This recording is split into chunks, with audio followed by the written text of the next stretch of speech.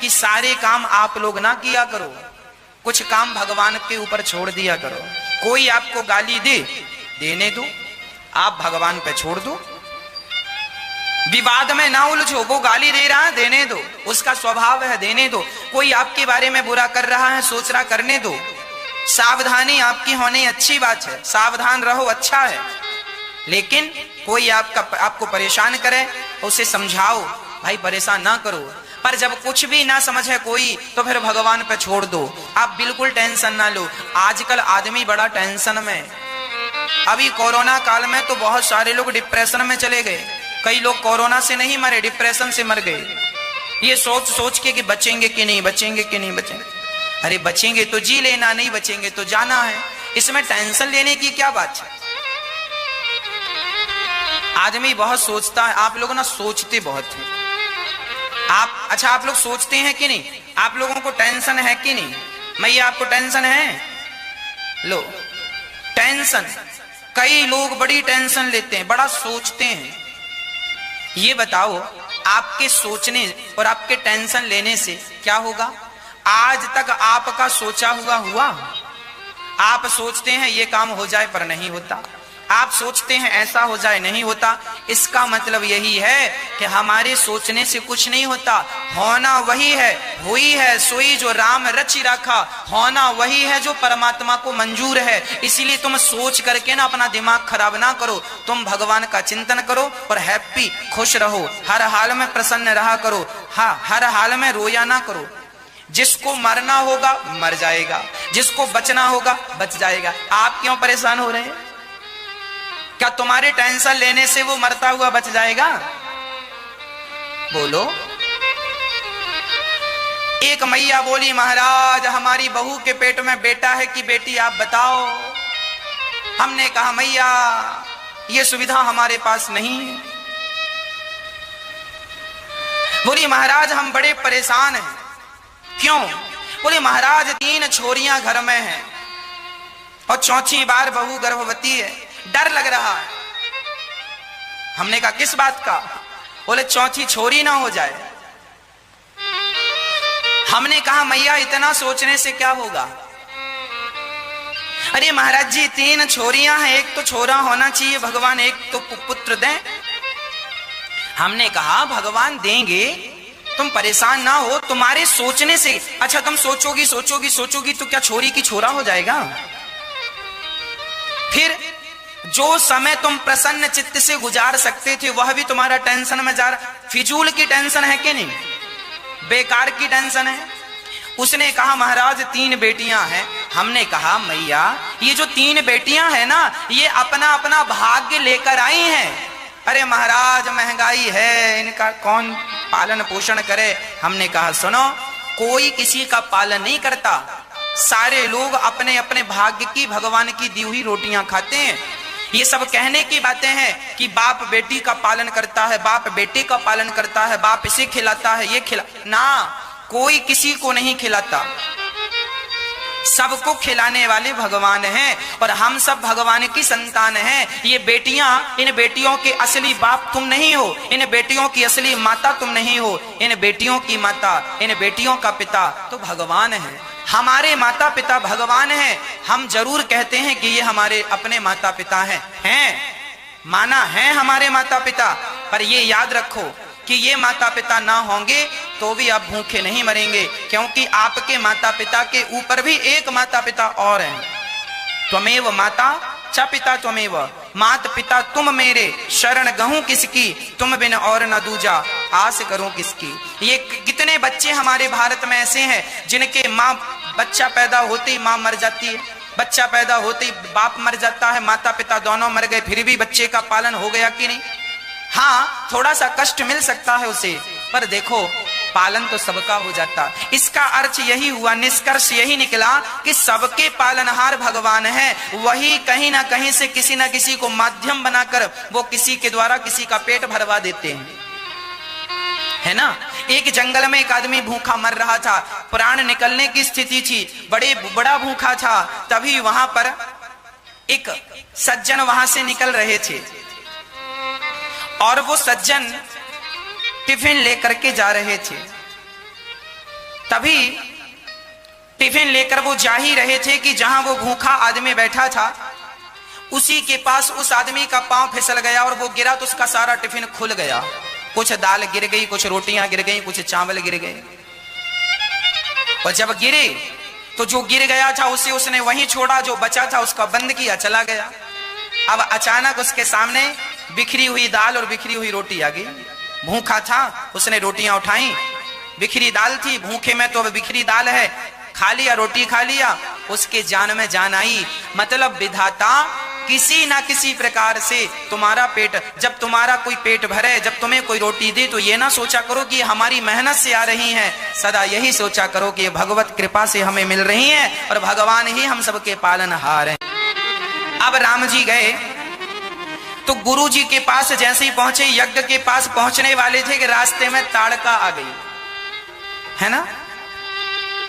ताड़का क्रोध कर आई, ओ हंसती हुई आई, और ताड़का ने जब देखा कि कोई महात्मा जा रहा है तो वो नरभक्षी राक्षस थे, लोगों को पकड़ पकड़ खा लेते थे, ऐसे राक्षस थे।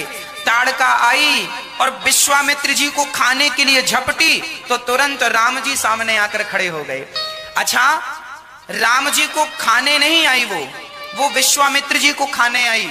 अब विश्वामित्र जी को खाने आई तो राम जी आगे आकर खड़े हो गए गुरु जी के, और जब आगे राम जी खड़े हुए तो वो जो आई ताड़का वो राम जी को देखी और देखते ही, राम जी को देखते ही पागल सी हो गई, आंखें खुली के खुली रह गई। और राम जी को इतना सुंदर पुरुष आज तक मैंने नहीं देखा, और राम जी को देख के ही वो मर गई। एक ही बाण प्राण हर लीना और दीन जानते ही निज पद दीना। राम जी ने एक ही बाण से ताड़का को मारा। कौन सा बाण? राम जी ने धनुष पर बाण नहीं चढ़ाया कि धनुष पर बाण चढ़ा के मारा, एक ही बाण से मारा। कौन से बाण से? राम जी ने अपने रूप के बाण से। राम जी इतने सुंदर थे कि राम जी की सुंदरता देखकर ही ताड़का मर गई। भगवान ऐसे हैं, सच कहता हूं, हमारे सामने आ जाए ना राम तो हम तो देख के ही मर जाएंगे, ऐसे सुंदर है राम जी। जो देख लेता है ना भगवान को सचमुच मर ही जाता है। लोग कहते हैं ना हम तो देखते ही मर गए, है ना। जब विवाह हो जाता है ना तो पत्नी पूछती है, क्यों जी, जब आप हमें देखने आए थे तो हम कैसी लग रही थी? तो पति कहता है, हम तो तुम्हें देखती मर गए थे। ये सामान्य भाषाएं, सब लोग 100 में से 95 पति पत्नी ये बातें करते हैं, है ना। पूछती है पत्नी, आप देखने आए थे, हम कैसी लग रही थी? हम तो देखती मर गए। ये भाषा सामान्य भाषा है, देखती मर जाना। अर्थात यहां तो आपका पति देखते ही मरा, मतलब वो आपके प्रेम में पड़ गया और आपसे विवाह कर लिया। चलिए, पर ताड़का तो भगवान को देख के मर गई, और मर के गई कहां? दीन जानते ही निज पद। जो गति भगवान मां कौशल्या को देना चाहते हैं वही गति ताड़का को दे दी भगवान ने। न जाने कौन से गुण पर दया निधि रीझ जाते।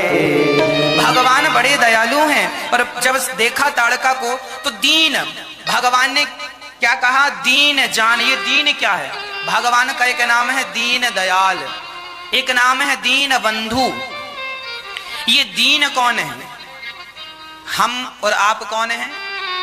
दीन। दीन की व्याख्या क्या है? दीन की परिभाषा क्या है?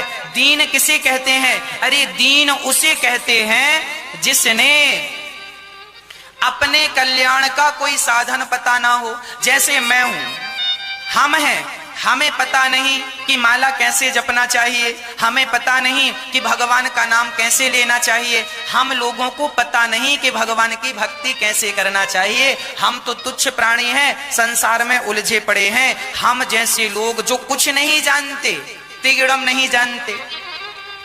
आज ना संसार में बड़े चतुर लोग होते हैं, पर भगवान चतुरों को नहीं मिलते। भगवान तो सहज और सरल लोगों को मिल जाते हैं। जो आदमी बिल्कुल सरल है, ताड़का थी तो राक्षसी, पर बेचारी जानती नहीं थी कि अपने कल्याण के लिए क्या करना चाहिए। ऐसे पर भगवान ने दीन जान करके उसे अपना परम पद प्राप्त करा दिया। धन्य है ऐसे भगवान। भगवान ने जब गुरु जी का यज्ञ ताड़का को मारकर जब गए, ये अविद्या है। जब राम जी ने यज्ञ गुरु जी का कराया तो वहां पर मारीच मामा आए, और मारीच आया हड्डी वड्डी लेके आया यज्ञ कुंड में डालने। तो भगवान ने बिन फण का बाण मारा, तो मारीच को बाण मारा था बक्सर से। राम जी, विश्वामित्र जी राम जी को कहां लेकर गए? अयोध्या से बक्सर, है ना, वहां पर श्री विश्वामित्र जी का आश्रम आज भी है। बक्सर बिहार की ये का जिला है, ये बक्सर आज भी है।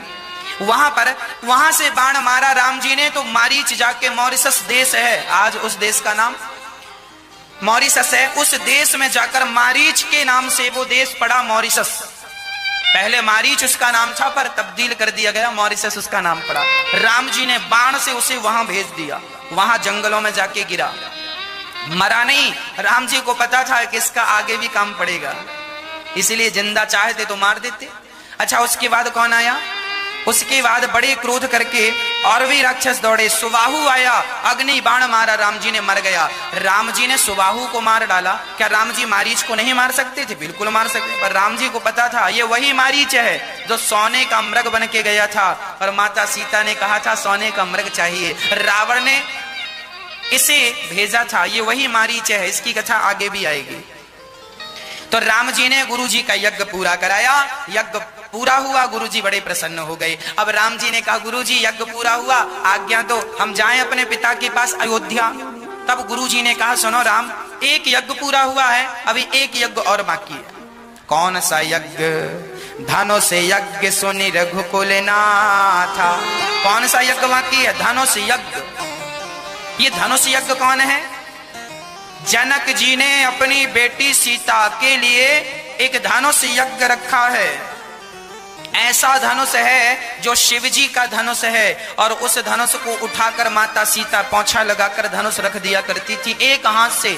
जनक जी ने देखा कि मेरी बेटी सीता एक हाथ से ये धनुष उठाती है।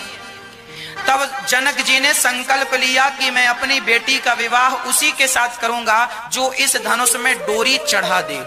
पहले धनुषों में डोरी चढ़ाई जाती थी, फिर धनुष को चलाया जाता था, है ना। तो धनुष यज्ञ था। जनक जी ने घोषणा करी, सारे देश देशांतरों के राजाओं को निमंत्रण दिया, बुलाया, आओ धनुष यज्ञ में भाग लो, और जो धनुष पर डोरी चढ़ा देगा उसके संग मेरी सीता का विवाह होगा। अब राजा महाराजा गए और धनुष पर डोरी चढ़ानी थी। और यहाँ अच्छा एक प्रश्न खड़ा हुआ कि जनक जी ने सबको बुलाया है सीता स्वयंवर में, पर दशरथ जी को नहीं बुलाया। दशरथ जी को बुलाया होता तो दशरथ जी भी जाते, दशरथ जी ना जाते तो राम लक्ष्मण को लेकर जाते, पर राम लक्ष्मण को तो विश्वामित्र जी लेकर जा रहे हैं। सूचना विश्वामित्र जी को मिली थी, सूचना राम और लक्ष्मण और दशरथ जी को नहीं मिली, है ना। सूचना किसे मिली है? गुरु जी को। तो गुरु जी बोले राम लक्ष्मण चलोगे शादी देखने? तो राम लक्ष्मण तो शादी देखने गए थे, क्या पता था जिसकी शादी देखने जा रहे हैं उसी से शादी करेंगे। कोई ऐसा प्लान नहीं था राम जी का कि विवाह करना है। अब गुरु जी लेकर जा रहे हैं। अच्छा, जनक जी ने दशरथ जी को निमंत्रण क्यों नहीं दिया? क्या कोई दुश्मनी थी? ना, कोई दुश्मनी नहीं थी। शास्त्रों में एक उपाख्यान मिलता है कि एक बार राजा जनक, सीता माता के पिता जनक जी एक बगीचे में बैठे थे, और वह बगीचा बहुत सुंदर था, फलों से लदा रहता था, चारों तरफ छाया थी, सरोवर थे, ठंडी ठंडी हवा चलती थी। एक दिन राजा जनक उस सरोवर में बैठकर, उस बगीचे में बैठकर बड़े प्रेम से आनंद के साथ नृत्य गान चल रहा था, नाचना गाना चल रहा था, भजन कीर्तन चल रहा था। उसी समय जनक के यहाँ एक महात्मा आए, और महात्मा जी उसी बगीचे में आए। तो बगीचे में महात्मा जी ने खड़े होकर जनक को आवाज लगाई, जनक जनक। पर जनक जी संगीत में इतने मस्त थे कि सुने नहीं। तो जनक को श्राप दे दिया महात्मा जी ने। अरे जनक जी, तुम बड़ी छांव ले रहे हो ना बगीचे की, जाओ तुम्हें श्राप देता हूं, तुम्हारा ये बगीचा बिल्कुल सूख जाए। तुरंत पत्ते झड़ने लगे, बगीचा बिल्कुल वीरान हो गया, सूख गया। अब जनक जी को होश आया, जनक जी ने महात्मा जी के चरण पकड़े, महाराज बड़ी गलती हो गई, आज पहली बार ऐसा हुआ कि कोई संत मुझे आवाज लगा रहा था और मैं सुन ना पाया, मेरा अपराध जानकर नहीं हुआ, अनजाने में हुआ है। ये बगीचा मुझे बड़ा प्रिय था, बहुत अच्छा था, आप इसे फिर से हरा भरा कर दीजिए, ऐसी मेरी प्रार्थना है। तब संत ने कहा कि ये बगीचा हरा भरा हो सकता है, पर एक ही उपाय है। क्या उपाय है?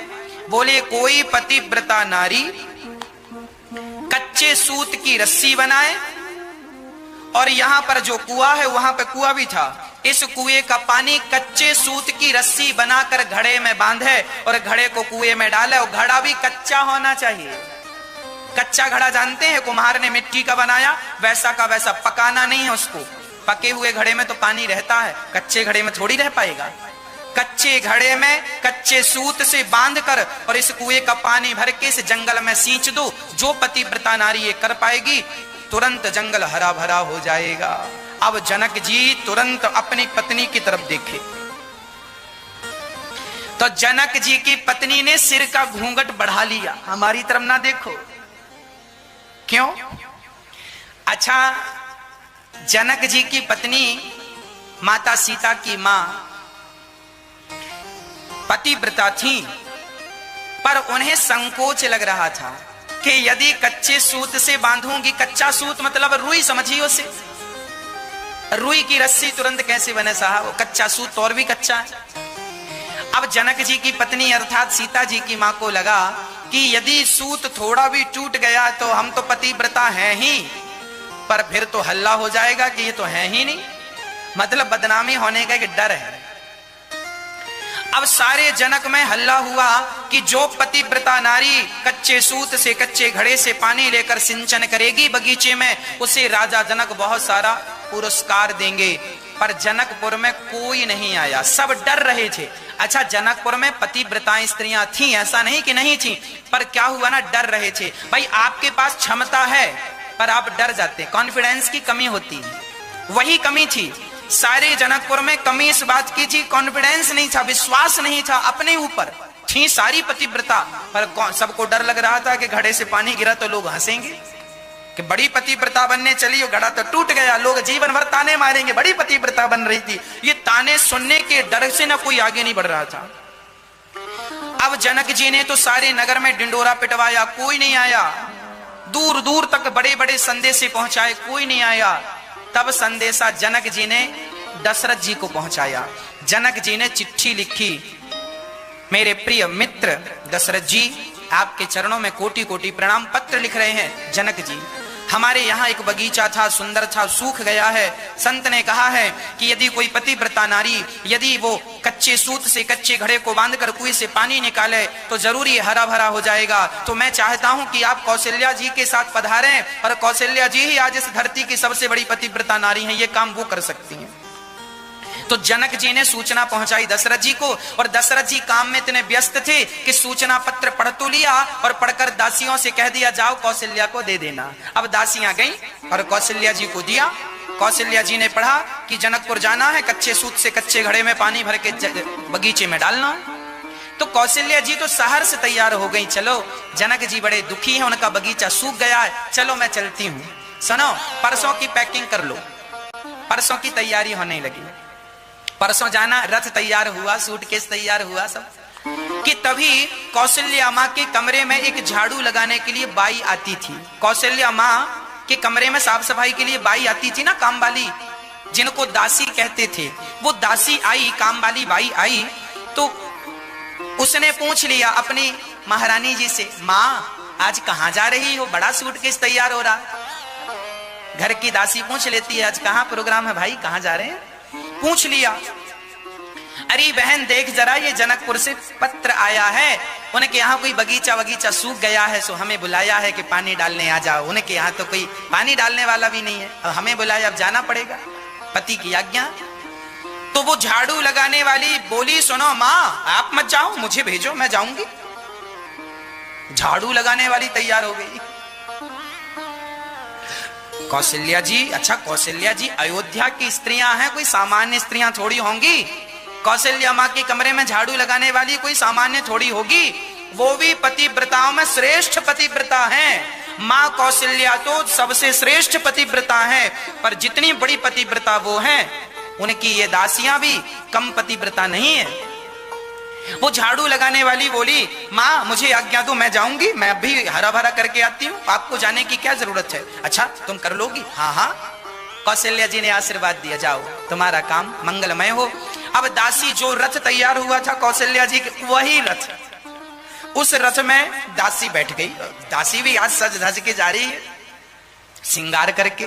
और जब गई तो दशरथ जी, कौशल्या जी ने कोई सेना की टुकड़ी भी भेज दी, जाओ इसकी रक्षा करना, भाई हमारे नगर का आदमी जा रहा है, महिला है, सुरक्षा कर्मी। 25-50 सेना की टुकड़ी थी, 4-6 रथ आगे 4-6 रथ पीछे, और बड़े आनंद से ध्वजा पताका लहराता जा रहे हैं। अब जनक जी को क्या लगा, कौशल्या माता आ गई। उस रथ पर जो दासी बैठी थी, उस दासी को जनक जी ने क्या समझ लिया? अच्छा वो दासी परम सुंदर भी थी। जनक जी को लगा अयोध्या की महारानी कौशल्या जी आई हैं, तो जनक जी की पत्नी उनका स्वागत करने आई, आरती की थाल आरती उतार रही हैं, माला वाला पहनाए। वो दासी चुपचाप बैठी, रथ से उतरी, जनक जी से कहा, कहाँ है आपका बगीचा? जनक जी बोले, आती काम शुरू। हाँ हाँ, ये इस तरफ है, चलो। वहां कच्चा सूत पड़ा था, घड़ा कच्चा पड़ा था, कुआं भी था, और अयोध्या की थी बिल्कुल। दासी भगवान का परम प्रेम था और बड़ी पतिव्रता थी। और कच्चे सूत को उसने कस करके जो घड़े में बांधा, और लाखों की भीड़ लग गई। लाखों लोग तो इसलिए इकट्ठे हुए कि कब रस्सी टूटे, कब ताली बजा के हम दांत निकालें। कुछ लोग तो तमाशा देखने इकट्ठे होते हैं। संभल कर बैठना जग में तमाशा देखने वालों, कहीं खुद ना तमाशा बन जाना तमाशा देखने वालों। जो लोग दूसरों का तमाशा देखते हैं ना, एक दिन उनका तमाशा देखने भी लोग जरूर आते हैं। इसीलिए किसी का तमाशा देखने का भाव नहीं रखना चाहिए। पर वहां लोग इकट्ठे हो गए और बड़े प्रेम से वो तमाशा देखने आए। और वो दासी तो दासी थी, पतिव्रता थी, और कच्चे सूत से कस के घड़े में बांधा और बांध करके पानी में डाला, कुएं में, और पानी में डाला। घड़ा काहे को फूटे और रस्सी काहे को टूटे, पतिव्रता थी। अब वो कहती जाए कि मैं सच्ची पतिव्रता हूं तो सूत टूटना नहीं चाहिए और घड़ा फूटना नहीं चाहिए, मैं सच्ची पतिव्रता हूं और अयोध्या की हूं, और मैं सच्ची पतिव्रता हूं तो सूत टूटे ना और घड़ा फूटे ना, कहती जाए और निकालती जाए। सचमुच घड़ा ऊपर आ गया, घड़ा फूटा नहीं। और पानी लेके और दाहिने हाथ से सारे नगर में अर्थात सारे बगीचे में सिंचन किया। जहां जहां पानी डालती जाए वो पेड़ सूखे थे, हरे भरे होते जाए। ज्यों का त्यों बाग बगीचा ज्यों का त्यों हो गया। अब जनक जी चरणों में गिर पड़े, कौशल्या माँ आप धन्य हैं। तब उसने कहा, राम राम जनक जी, हमें कौशल्या कहकर लज्जित क्यों करते हो? हम कौशल्या थोड़ी हैं। तो कौन हो आप? बोले हम तो कौशल्या जी के कमरे में झाड़ू लगाने वाली दासी हैं। अब जनक जी बोले, हे भगवान, इनकी दासियां ऐसी हैं तो इनकी महारानियां कैसी होंगी?